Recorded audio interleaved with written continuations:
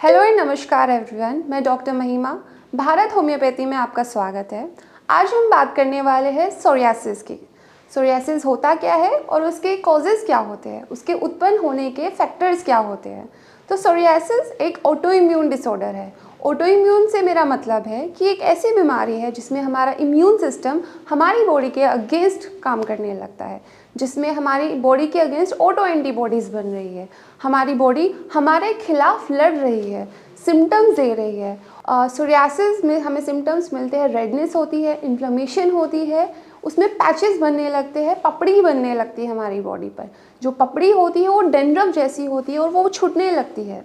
इसको एक डैंड्रफ भी बोलते हैं, पर ये डैंड्रफ से बिल्कुल हटकर होता है।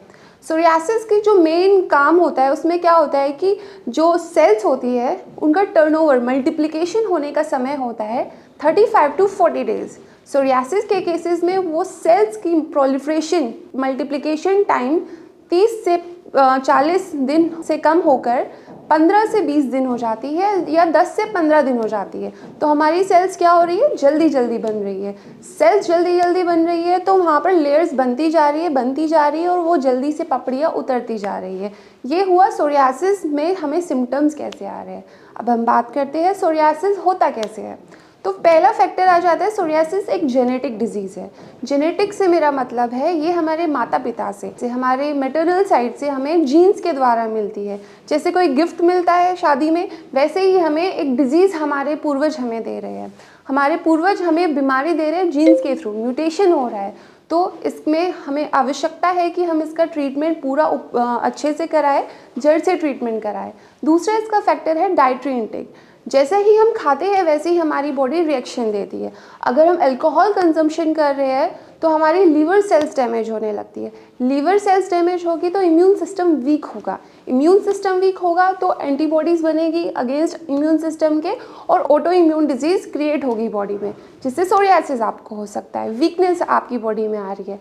दूसरा कॉज है कि अगर हम अपनी डाइट में जंक फूड ज़्यादा खा रहे हैं, स्पाइसेस ज़्यादा खा रहे हैं और ग्रीन वेजिटेबल्स का बिल्कुल यूज़ नहीं कर रहे, फ्रूट्स बिल्कुल नहीं ले रहे हैं, तो हमें हमारी बॉडी में वीकनेस आएगी। हमारी बॉडी की लड़ने की क्षमता कम होती जाएगी। लड़ने की क्षमता कम होगी तो बॉडी में बीमारियां पैदा होगी। तो ऐसे एक ऑटो इम्यून डिसऑर्डर होगा। उस ऑटो इम्यून डिसऑर्डर को हम सोरियासिस भी कह सकते हैं। अब नेक्स्ट कॉज है उसका लाइफस्टाइल डिसऑर्डर। जैसे ही हम जीते हैं, अगर हम स्ट्रेस ज़्यादा ले रहे हैं, अगर हम एक नियम से सो नहीं रहे हैं, तो लाइफस्टाइल डिसऑर्डर क्रिएट होने लगते हैं बॉडी में।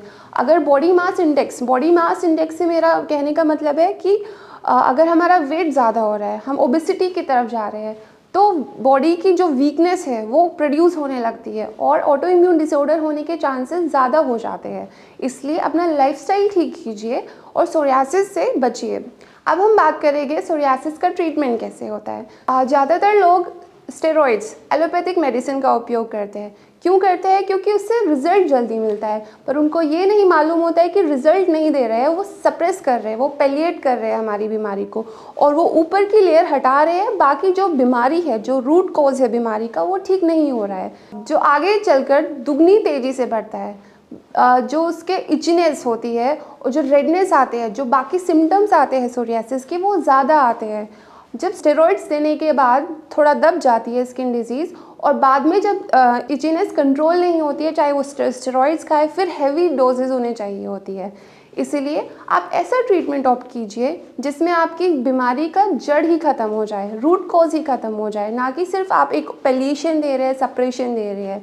हम सोरियासिस से लड़ सकते हैं, जैसे कि मैंने आपको समझाया। अपना लाइफस्टाइल ठीक कीजिए, अपनी डाइटरी ठीक कीजिए, और अगर आपके पेरेंट्स को ये डिज़ीज़ थी तो उनका भी ट्रीटमेंट कराइए। और डाइट में आपको नमक बिल्कुल नहीं लेना है।